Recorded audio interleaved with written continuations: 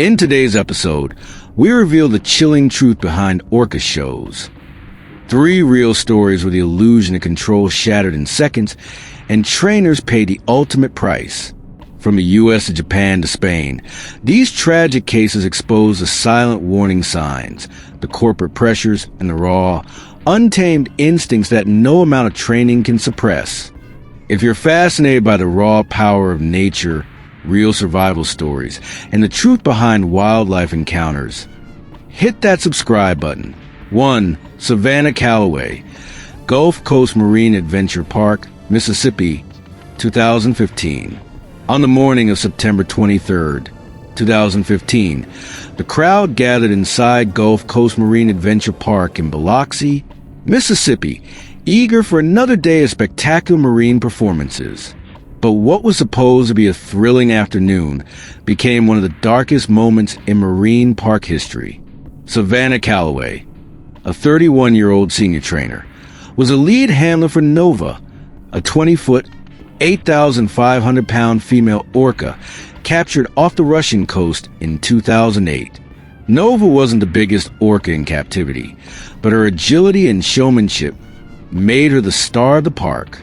Savannah had been with Nova since 2010. With a master's degree in marine mammal science and years spent volunteering in animal rehabilitation centers, she had built her career on empathy, discipline, and devotion to the animals in her care. But by 2015, Nova's behavior had begun to shift. The orca showed signs of stress, repetitive swimming patterns, refusal to eat, and increasingly aggressive gestures toward staff. In March, she pinned a junior trainer against a tank wall. It was dismissed as a fluke. Savannah, however, kept documenting the changes. She wrote detailed reports noting erratic eye movement, refusal to obey commands, and even episodes of lunging at the underwater glass. Management ignored the warnings. With tourist season peaking, the pressure to continue the shows overruled caution. On the day of the incident, Nova had been agitated all night, emitting unfamiliar high-frequency clicks. Unknown to trainers, a malfunction in the tank's filtration system had altered the chemical balance of the water, possibly amplifying Nova's stress. During the show, Savannah initiated the hurricane ride, a stunt in which she would ride Nova's rostrum through a series of spins. As the maneuver began, Nova's posture changed. Her echolocation sound grew sharp and rapid. Then, without warning, Nova twisted mid-spin, flinging Savannah across the pool. Before she could recover, Nova lunged. She bit into Savannah's torso with staggering force, shaking her violently before dragging her underwater. The crowd's excitement turned to horror. Parents screamed. Children cried. Security frantically coordinated a controlled evacuation, but the attack didn't stop. For 7 minutes, Nova held Savannah underwater, then launched her into the air and caught her again mid-fall. Emergency recall tones failed. Food lures were ignored. At one point, Nova pressed Savannah against the underwater viewing window, giving onlookers a close-up of the unfolding nightmare. Attempts to distract the whale with nets and poles failed. Eventually, the team separated Nova using a specialized push-bar system, but Savannah was already gone. She was pronounced dead at 11:47 a.m. from massive trauma and drowning. An investigation found that the park ignored repeated warnings from Savannah and staff. Management had failed to respond to Nova's behavioral red flags and pushed forward with the show despite the clear risks. The park was fined and ultimately closed permanently in 2016. Nova was moved to another facility, where she was never again allowed in the water with trainers.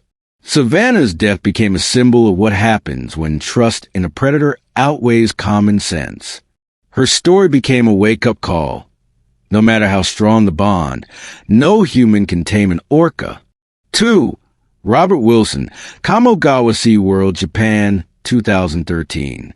December 8, 2013, began as a bold experiment in marine performance, but ended in bloodshed at Kamogawa Sea World in Chiba Prefecture, Japan.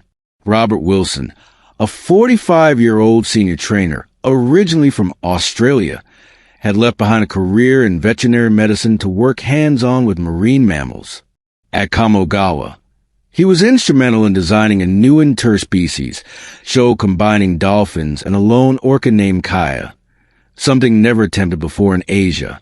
Kaya, an 18-foot female orca, had been housed next to dolphins for years.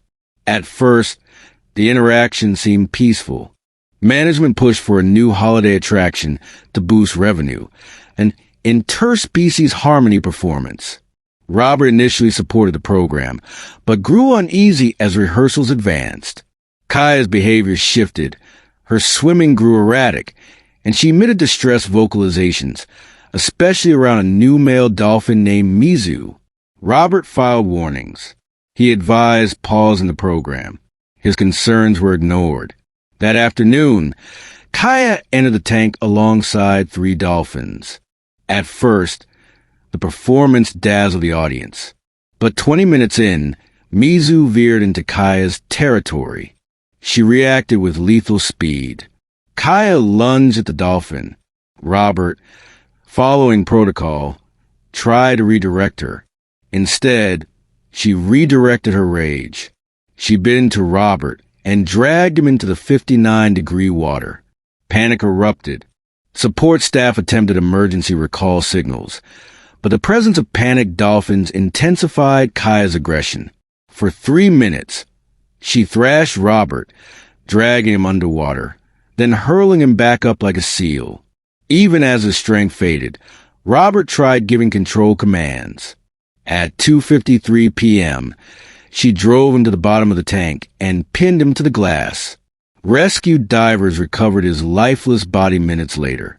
Kaya was transferred to a research facility, and Kamogawa SeaWorld permanently canceled all mixed-species performances. Robert's death triggered international policy changes banning orca-dolphin joint shows across multiple marine institutions. His legacy? A new standard in marine park safety, and a reminder that innovation should never override caution. 3. Rebecca Torres and Michael Weber, Mediterranean Marine World, Spain, 2007.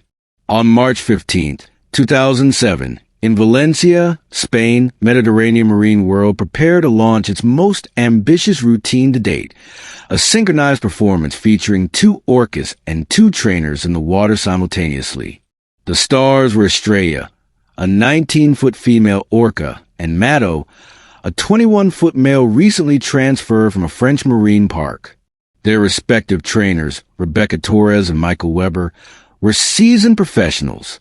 Rebecca, 29, was a marine biologist from Argentina, known for her deep connection with Estrella. Michael, 34, had trained Matto in France for over 4 years. They had practiced for 6 months, gradually introducing the whales to one another. On the surface, the animals appeared compatible, but everything changed during the live performance. At 11:47 a.m., both trainers entered the water for the synchronized swim. Suddenly, Matto cut between Estrella and Rebecca, an act of dominance in orca social behavior. Estrella responded instantly, grabbing Rebecca's leg and dragging her under. Matto, reacting to the aggression, seized Michael by the torso. Chaos ensued. Spectators screamed. Blood churned through the 8-million-gallon pool. Rescue teams activated emergency platforms, deployed nets, and attempted recalls. But the whales ignored everything. Estrella repeatedly pulled Rebecca to the bottom. Matto thrashed Michael violently. Rescue divers pulled him from the water minutes apart. Rebecca died on site. Michael passed away at the hospital shortly after. The show was permanently canceled. Estrella was relocated to a marine sanctuary off Norway. Matto was transferred to a rehabilitation center in Iceland. The stadium was later converted into a marine education center.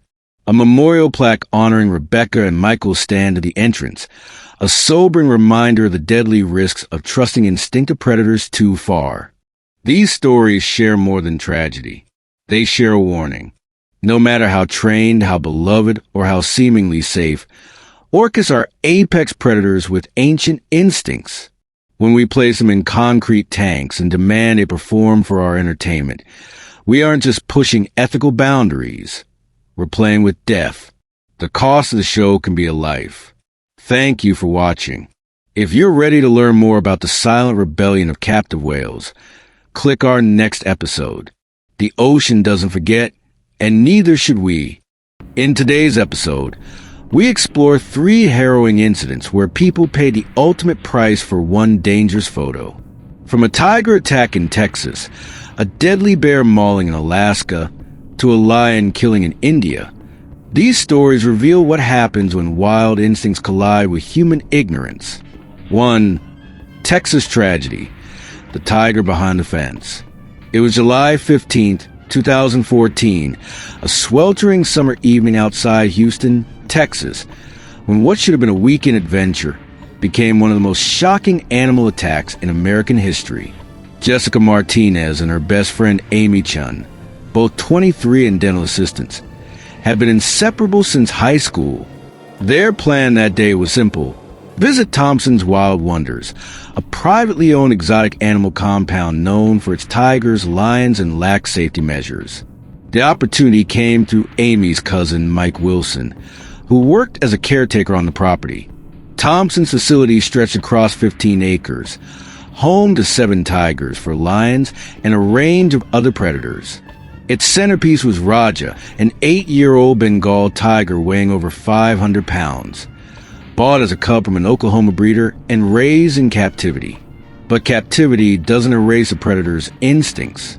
Mike, like many untrained handlers at such facilities, had learned everything on the job. As feeding time approached, Jessica and Amy were led to a small viewing area just 5 feet from Raja's enclosure. The fence, 12 feet high with inward-facing wire, was visibly rusted and hadn't been professionally inspected in years. While Mike tossed raw chicken into the cage, Raja leapt to catch his meal. The girls pulled out their phones to capture the moment. Jessica, hoping for the perfect selfie, edged closer, unknowingly stepping within 3 feet of the fence. That was all it took. Raja's predator instincts kicked in. He lunged. His paw shot through a weakened part of the fence, claws ripping into Jessica's shoulder and dragging her forward. The fence buckled further under his weight as Raja forced his head through. In a matter of seconds, the tiger's jaws crushed Jessica's collarbone. Mike threw more meat to distract him, but Raja was locked in. Amy, frozen in horror, screamed and dialed 911. By the time emergency responders arrived, nearly 25 minutes later, Jessica was unconscious, bleeding heavily from multiple injuries. She died before she could be stabilized. Investigators later discovered that the fence hadn't been properly maintained in years. The feeding chute design violated safety recommendations, and the sanctuary hadn't undergone any formal inspections in over 12 months. Worse, the facility's insurance had lapsed. Raja was euthanized. David Thompson's compound was shut down, and the remaining animals were rehomed in accredited sanctuaries. Amy became a vocal advocate for exotic animal safety laws in Texas. Mike left the industry for good, but the damage was done. A single selfie had cost Jessica her life and ignited national outrage over private zoos in America. If you're fascinated by the raw power of nature, real survival stories, and the truth behind wildlife encounters, hit that subscribe button.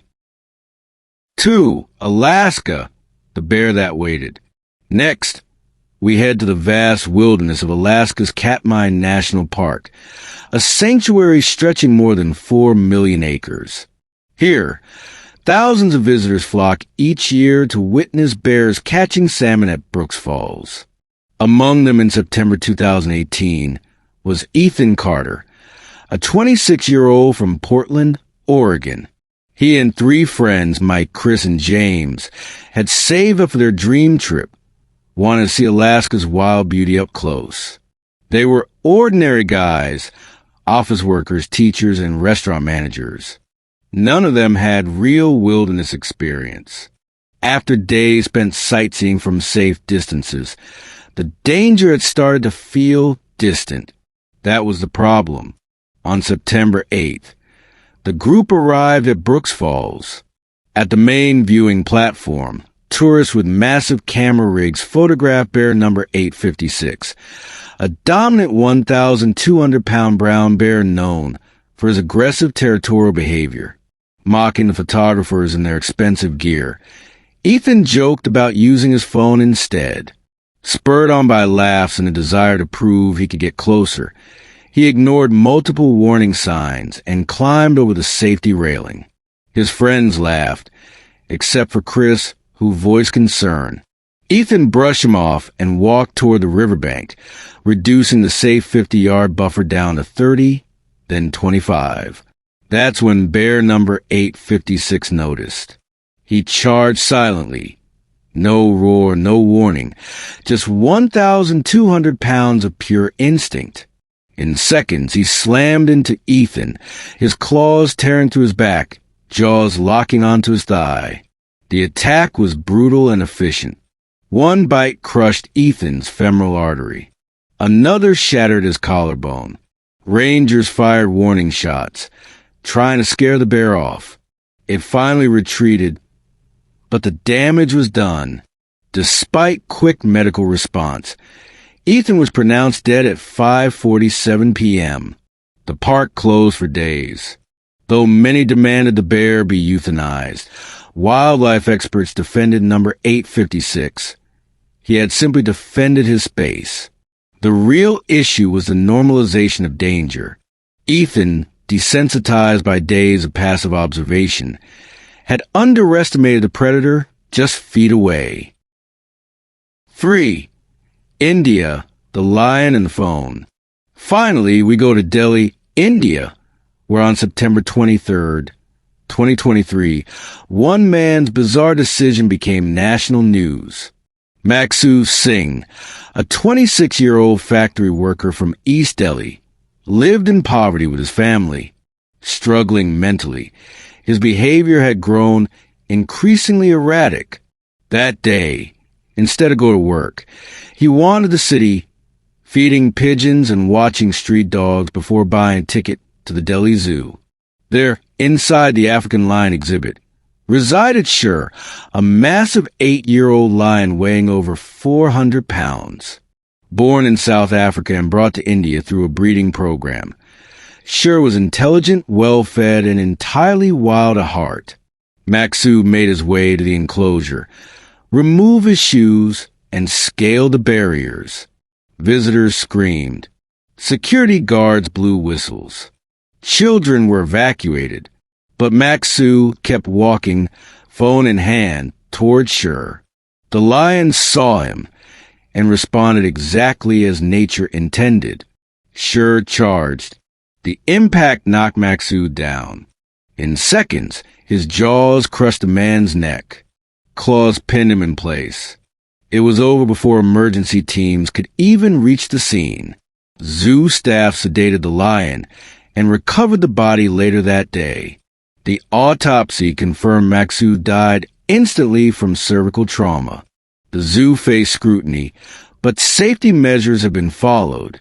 The real issue lay deeper, in untreated mental illness and the viral age obsession with shocking selfies. Sher remained at the zoo in a modified enclosure. Maksu's story became a national warning about pushing boundaries, not just physical but psychological, and the fatal cost of treating apex predators like Instagram props.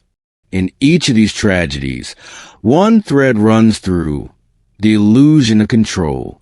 Whether it's behind a fence, on a viewing deck, or across a moat, wild animals are not performers. They are predators.